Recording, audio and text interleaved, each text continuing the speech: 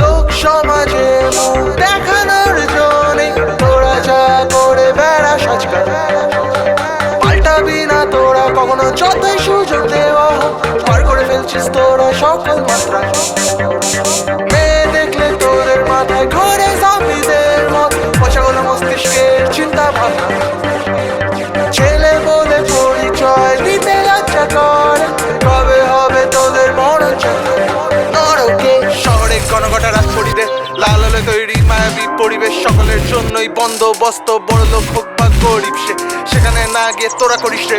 ভাবিস যদি দাগ লাগে চরিত্রে, শরৎচন্দ্র লিখতেন না চরিত্রহীন যদি তোদের সাথে হতো আলাপ, সতীশ ছিল তার মূল চরিত্র, তোরা হলি তারও বাপের বাপ। তোরা ভান করিস কেন বাচ্চা শুয়োর, সবে মাত্র দুধ খেতে শিখেছিস, আসলে তোরা হলি ব্যাংকুয়োর।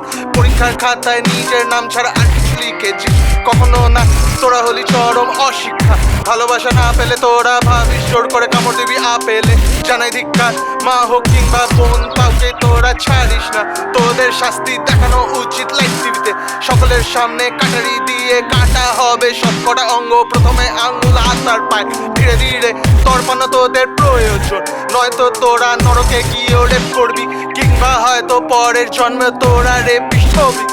আঙুলের পর কাটা হবে তোদের হাত দুটো, উপড়ে ফেলা হবে সবকটা দাঁত, তারপর পা দুটোয় ভারী কিছু বেঁধে দিয়ে বসিয়ে দেওয়া হবে তোদের জুডাস প্রেডেলে।